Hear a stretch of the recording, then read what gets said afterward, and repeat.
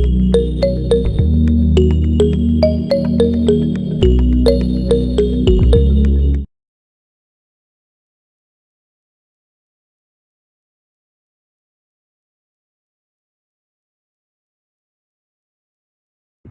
morning, good afternoon, or good evening, everyone. Today is Monday, April 8th, 2024, and it's also the day of the solar eclipse here in the United States. So I'm currently in Herndon, Virginia, where it's around 70 degrees Fahrenheit, which is pretty warm for an early spring day.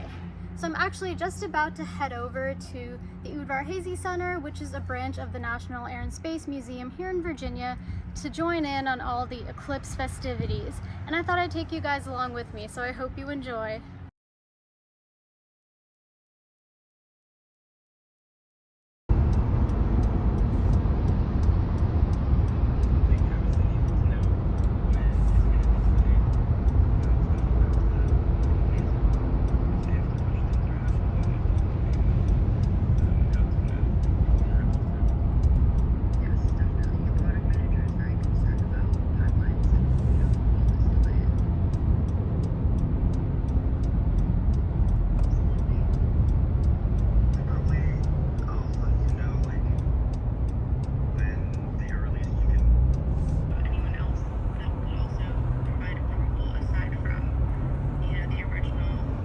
We're just entering the Air and Space Museum.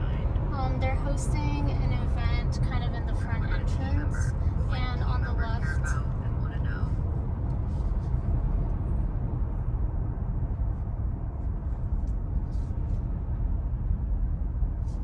team member might be, the same level as you or below.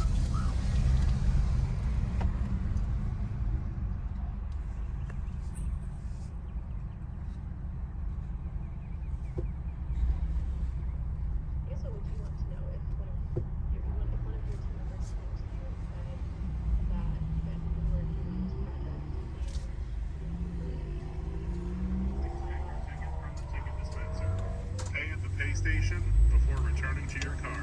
Thank you. So we just got our parking ticket.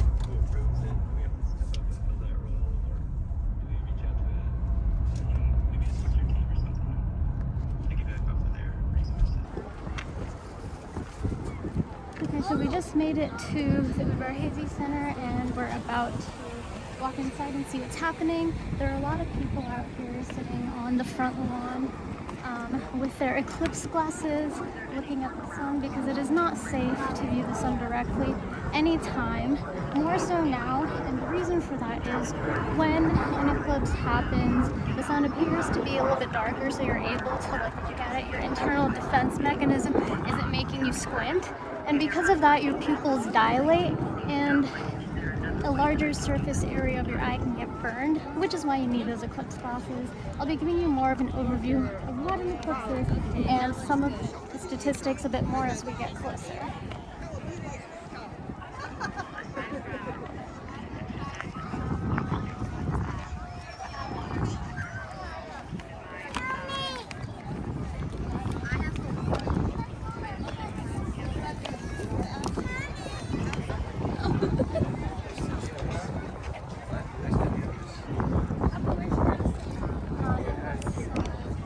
Recreational.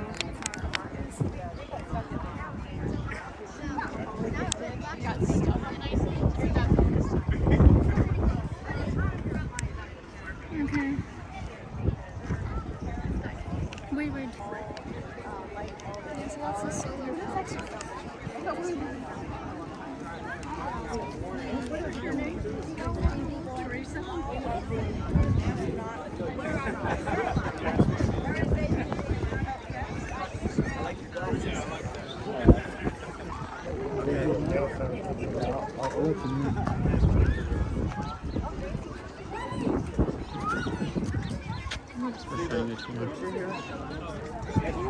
We're watching the sun. There's the sun. See the white spot?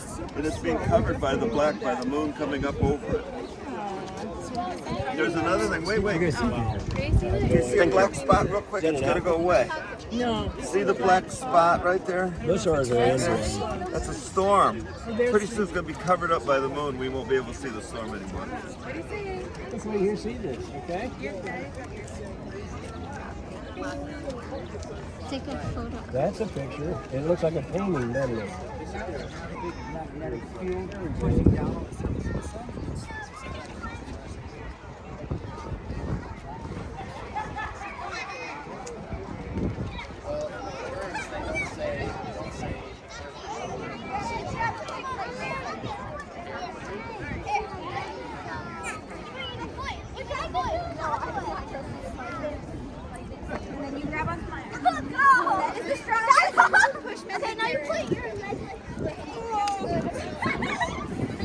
You want to talk now? So what is a solar eclipse? It's simply when the moon comes in between the sun and the earth during the daytime, causing the shadow of the moon to appear across the sun and reflect onto the earth. Now you might think, why doesn't this happen every day? The moon is always orbiting around the earth, but what you must remember is that the orbit of the moon is not completely in level with the axis of the earth. So what that means is that we have a 5-degree angle tilt of the orbit of the moon around the earth. And so you only get a phenomenon like this when the moon is perfectly in line with the center of the earth, very rarely. So the last eclipse was August 21st, 2017, and the next eclipse is in 2044, which is 20 years from now. So this is truly a once-in-a-lifetime opportunity for many people and a pretty rare occurrence. Stop for a sec.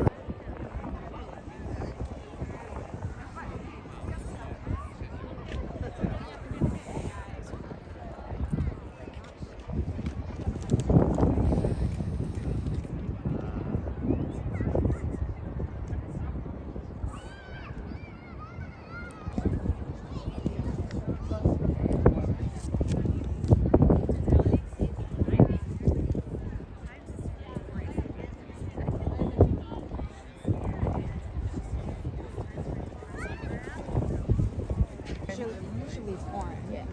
She's. You guys got your own telescope. I'm like, trying to find the one that they have over here. There's supposed to be one there, It's just but for show. I asked him. He said it's just for show. oh, it's not working? No, it's just. Huh. They have one of those pinhole camera looking things that casts a shadow. Not what I signed up for. Do you mind if I take a picture? Yeah, you take a picture right here. So I have the grids on there, so you have the grid lines. Thank you. No, just in time. All the clouds are rolling in now.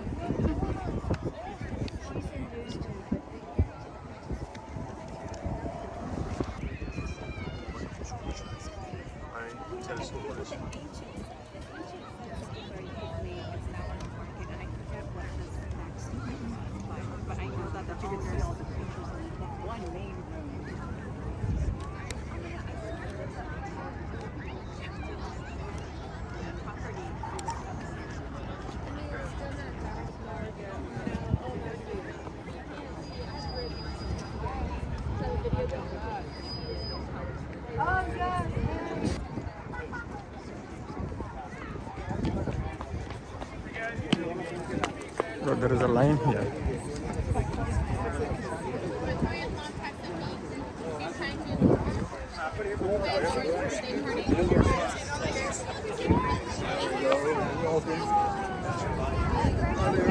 Bend down.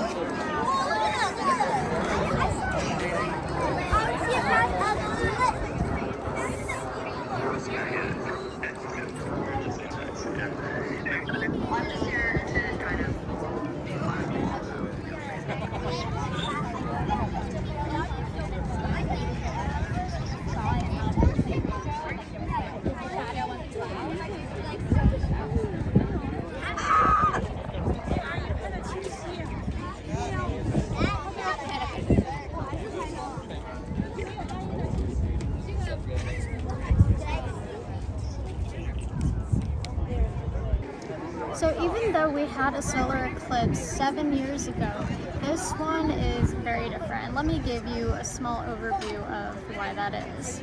So first, This time the moon is closer to the Earth, so the shadow that it's casting is larger, which means the path of totality is also wider. Now, what is totality? That's when the moon's shadow is so perfectly aligned with the sun that it looks like it's nighttime in the middle of the day, and you see a sunset all around the horizon. Now, when you have totality, you see what's called a diamond ring around the shadow of the moon, and it is what it sounds like. It looks like a diamond ring. You just see the pitch black of space and just a thin white band of light that is the sun's corona. So you can actually see those coronal mass ejections and the gas coming off of the sun. It's a beautiful sight. Unfortunately, here in Virginia, this time we do not have totality. However, we are able to see almost 90% of the sun being covered by the moon. So the width of totality, the amount of people who can actually see totality happening, is 120 miles. So that's how wide the path is. Now the path itself of the moon kind of traveling across the United States is spanning 15 states. So it starts kind of down in Texas in the United States, and it ends all the way up in northern Maine. So that is a huge area of the United States, but out of all those states, the width of the totality itself is only 120 miles. But many more Americans are able to see a partial eclipse when not all of the sun is obscured, but some of it is. So like I said before, here in Northern Virginia, we're getting almost 90% totality. In order to be able to go across 15 states in a day, the moon has got to be traveling pretty fast, and it is. It travels at about 1,500 miles per hour, which is roughly 2,400 kilometers per hour. And because of that, during the daytime, we're able to see this eclipse across many different states, and many different states are able to experience totality. Now, totality itself, which again is when the moon is perfectly aligned with the sun, so you're able to take your glasses off because you don't really see much of the sun's radiation, that only lasts 3 to 4 minutes. And peak totality for us here, which is just 90%, not actual totality, also is going to last about 3 to 4 minutes. So the eclipse here in Northern Virginia started at around 2 p.m. and peaked partiality, totality, whatever you want to call it, for us is around 3:20 p.m. and then by 4:30 p.m. again, the eclipse will have completed and the moon will be on its way going around the earth, and we'll have nighttime later, just as normal. So that's kind of what's happening today, and as you can see, there's quite a crowd here, and a lot of kids apparently didn't go to school to view the eclipse. They're having fun, so I hope you guys are enjoying the coverage as well. I'm going to not cover the whole sun. I'm going to just skirt across that way. But then where is the moon going to go after that? It'll start moving back away. That way! That explains it. Thank you.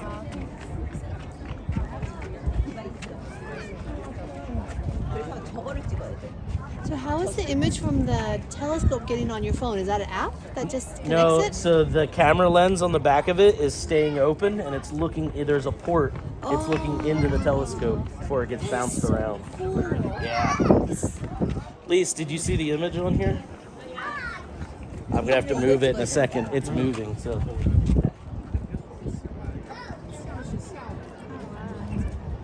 Look at this, Lise.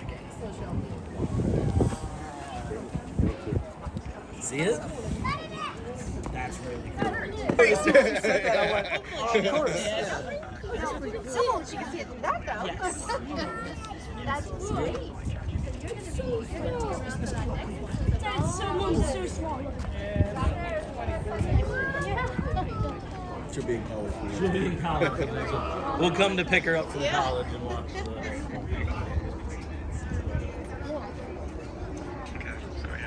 That's awesome. Pretty cool, Brad. Okay, so obviously people who live close to the Uberhezi Center are traveling to come here, but a lot of people are also traveling to different states to view the eclipse because it is such a unique opportunity. I wanted to as well, to join in kind of on the hike, but I just recently started a new job, so I can't quite take vacations just yet. But the best place to view the eclipse in the United States is along that band of totality. So places like Dallas, Texas, Buffalo, New York, even if you want to, go into Central America and Mexico, those are some like good places to go. There are also some areas in Michigan, Tennessee, Kentucky, all of these places where people are traveling to view the eclipse. One of my colleagues actually traveled to Lake Erie in Michigan to look at the eclipse. Yeah, Lake Erie, which borders many states, including Pennsylvania. He decided to go there to view the eclipse. Apparently, plane tickets, hotels, everything was super expensive because demand has increased because of the eclipse. But yeah, a lot of people have been traveling. One of the sad things though is we recently had a huge storm called Nor'easter, where we had tons of winds, rain, and snow across the northeast of the United States. And so that's obscuring some of the views of the sun, including down in Texas. There's also a bit of cloud coverage. But luckily here today, we have relatively okay skies, so the eclipse isn't really obscured. And if it is, like, the clouds are fast moving, so it's only obscured partially for a couple of seconds here and there. Give me a corner.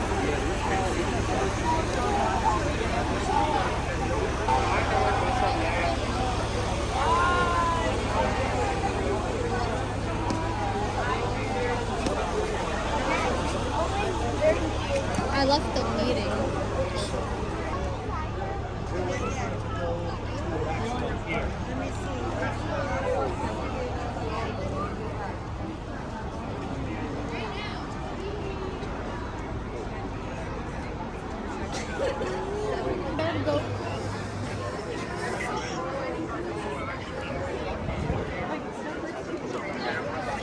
Maybe they are good trees. Yeah, if you go inside.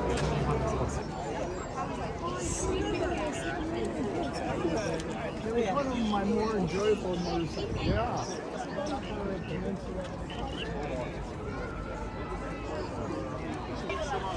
All right, so we are basically at the peak of totality that we're going to get here, which is 90%. I barely see a sliver of the sun. It's really crazy. I do remember back in 2017 watching the eclipse on the deck in my backyard, and it was nowhere near this narrow. We were still able to see like a good portion of the sun, so this is very, very cool. So these are eclipse glasses, as you can tell if I'm using them to view the eclipse, but they essentially have a sort of filter here. It's a solar filter. It's the same type of filter that you get in welding glasses when you're trying to do like soldering or doing kind of welding work, because the brightness from the light and the sparks of like doing that is also like very bright and damaging to the eyes. So this is ISO compliant, which means that it is safe to look at the sun and other bright lights with this. Yeah, so I just made it kind of back to my house, and right now only about 25% of the sun is obscured, so the moon is kind of passing through and it's going to be back to normal pretty soon. So after watching that whole spectacular event, I am back home. It was a really great opportunity, so if any of you are in the path of totality or even partiality of a solar eclipse, I would recommend watching since it's pretty cool to see. Of course, please do it in a safe way. Make sure you have ISO certified glasses or a piece of welding glass. Otherwise, it's not good for your eyes at all. So yeah, that's my advice.